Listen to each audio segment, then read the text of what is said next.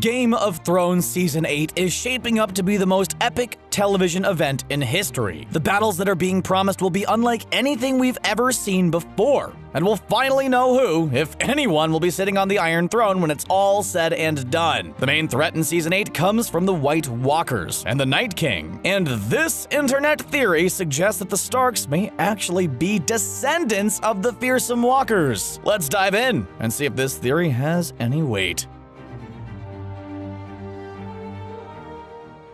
The White Walkers actually got their big introduction in the first episode of the first season, where a brother of the Night's Watch sees something unusual in the dark. This leads to the deaths of many brothers of the Watch at the hands of one of the White Walkers, with one survivor deserting his post to report to Winterfell. Ned Stark, though, doesn't buy into the fairy tale and orders his execution for desertion. If only Ned had a more open mind, that kid would still have his. But that's part of the magic of Game of Thrones and the books, A Song of Ice and Fire. The sins of the past find a way to impact future events. Because Ned wasn't open to believing the deserter's story, Jon, Sansa, and Bran have to fight off the hordes of White Walkers under the Night King's command, with dwindling allies and little time to prepare. This is on top of all the characterization that was set up in Season 7, and one has to wonder if 6 episodes are enough to conclude this epic fantasy series. But then the internet starts theorizing, and the lives of the Starks may just end up getting more complicated should this theory come true. This theory comes courtesy of YouTuber AltShiftX, who suggests that the White Walkers and the Starks may be blood related. And despite how crazy it may sound at first, give it a listen. You may actually find that it makes sense. In order to understand this theory, we're going to have to go back in time and have a look at the Long Night. Let's recap quickly. The Starks can trace their roots back to this period in Westeros history, which was a conflict that happened thousands of years before the events depicted on the show. During the Long Night, the Children of the Forest were at war with the First Men, and as such, created the White Walkers to serve them. Of course, this did not go to plan, and the Walkers became a threat to both the First Men and the Children of the Forest. In the end, the Children allied with the Men, their sworn enemies at the time, and drove the Walkers back. From there, the legendary figure Bran the Builder raised the wall to keep the Walkers out of civilized lands, with the Night's Watch keeping patrol to maximize its efficiency. After the wall was finished, Bran turned his attention to the land and built Winterfell and founded House Stark to govern the northern lands and protect them from the Walker threat. The Starks would become a symbol of hope and unity in the north, and would live by their mottos, "Winter is coming," and "There must always be a Stark in Winterfell." Now, this is where things get interesting. This portion of information comes from the books and has yet to play into the show. In the books by George R.R. Martin, a descendant of Bran the Builder known as the Night's King became the 13th Lord Commander of the Night's Watch. While out patrolling, he found a cold woman with bright blue eyes in the haunted forest. She was more than likely a White Walker, but she didn't attack the Lord Commander. He took her north of the Wall and declared himself the Night's King and ruled over the Night's Watch for around 13 years with the help of sorcery to keep the brothers from abandoning their post. He would perform human sacrifices as well to appease the Walkers, so the Wall was not exactly the best place to be in Westeros. His wife was now known as the Corpse Bride, or the Night's Queen, but how she did any ruling remains to be seen if she was a Walker. There is a chance she was bewitched, or she was held prisoner. Sickened by what the Lord Commander had done to the Brotherhood, the free men marched on the Wall with the help of the Starks, and defeated the Lord Commander of the Night's Watch at Nightfort Keep, and all records of his rule of terror were destroyed. An idea that has sprung up on the internet is that the Night's King was actually able to broker peace between the Walkers in exchange for a marriage, which in turn would result in human sacrifices to the Walkers, much like how Craster achieved peace by offering his infant sons to the cold. What's most unbelievable, however, is that the Night's King got his White Walker woman pregnant.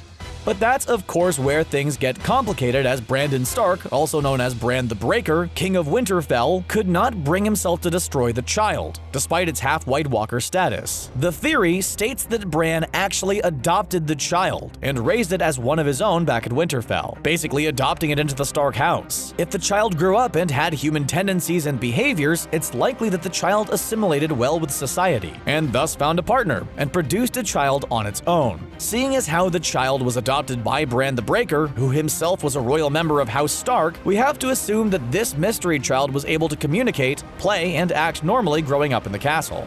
Game of Thrones has given us a few examples of other people's children being raised by different families throughout the series, and of making sacrifices in the name of the Walkers. Jon Snow, the son of Rhaegar and Lyanna, was raised as Ned Stark's bastard for his own protection, while the wildling Craster would offer male babies as sacrifices to the White Walkers, who would in turn turn them into new Walkers. So if the Starks featured in the show are indeed related to the Night's King's child, this would explain a few things and change how we view these beloved characters. It would definitely explain why the Starks seem less bothered by the cold temperatures, why the Starks' Valyrian sword was called ice, and why their motto is "Winter is coming," which doubles as a warning and a threat if the theory proves to be true. There's also evidence of ancient Starks, which bear some striking similarities to the Walkers, such as one of the many Brandon Starks was referred to by his men as Ice Eyes. And there was another northern ruler named King Edric Stark, who was nicknamed Snowbeard, and we know there's more than a few elite White Walkers with icy beards among their ranks. Finally, the crypts of Winterfell have played a big role in the marketing for Season 8 of the show, and those crypts may also have contributing evidence of a White Walker heritage among the Stark family. In the crypt, the dead Starks hold with them an iron sword. Iron is one of the things the White Walkers hate, and it's possible that the crypt is something more of a prison, as the books state that the iron in the swords keeps the spirits of the dead from returning. While this could be superstition and a ritual to simply not disturb the dead, it's also possible the living Starks feared that the fallen Starks would rise again,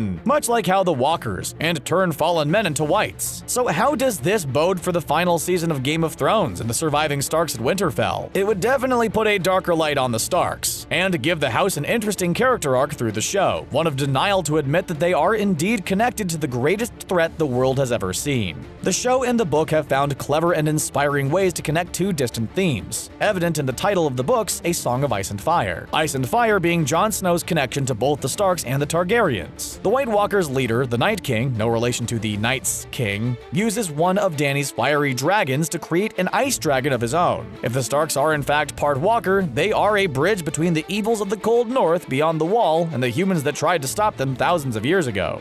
If the Starks are descendant from the White Walkers, perhaps they can be a bridge to finally reason with the Night King and his monstrous horde after numerous battles have transpired. Oh, there will be battles, as evident by the Season 8 trailer, and they look epic, but perhaps the final outcome is one of kinship and resolution, rather than total decimation. Another possibility is that Jon, Sansa, Bran, or Arya may be able to take control of the White Walkers from the Night King. Jon is the most likely candidate in this regard, as he's both Stark and Targaryen, and could maybe take control of the Ice Dragon away from the Night King. It's a tall order, there's no doubt about it, but it'd admittedly be pretty satisfying to see Jon rip control of the army of the dead from the Night King and have them bow to him as a conclusion to the war.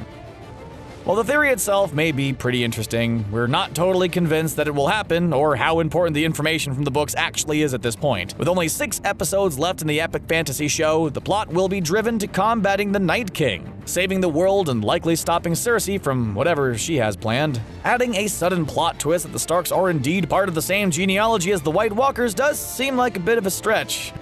This theory is also completely contingent on the assumption that Bran the Breaker adopted the Night's King's child, and that said child was able to produce children of its own. Seeing as how there are no official records of Bran adopting the kid of the Night's King, whether that be from the books or a statement from George R.R. Martin, it's hard to say definitely if this theory is possible or not, because we simply do not know. In the books, Old Nan claims that the Night's King was actually Bran the Breaker's brother as opposed to a Bolton or another northern family, and that's why Bran felt obligated to adopt the child. But Old Nan's tales may be seen more like tall tales or myths, and considering these events took place around 8,000 years before the show, they cannot be taken as fact. Also, the source of this theory comes from the Song of Ice and Fire books. While the first few seasons were faithful adaptations of the source material, the show began diverging heavily from the books until they passed them, which currently sit at 5 out of 7 being published. So the showrunners have been creating a lot of their own content for seasons 6, 7, and 8, and likely aren't using Martin's notes or specific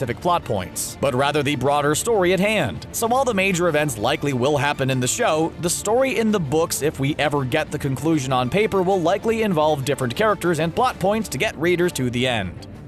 The Night's King and the Night King are two different characters, thanks in part to the Season 6 episode The Door, and from comments from George R.R. Martin himself. The TV episode showcased Bran peeking back in time and seeing the Children of the Forest creating the White Walkers just before the Long Night. Martin added his own 2 cents to the King debate, citing that he prefers the spelling Night's King with an S, and believes that, like Bran the Builder, the Night's King was a mythical figure and would not live to be thousands of years old.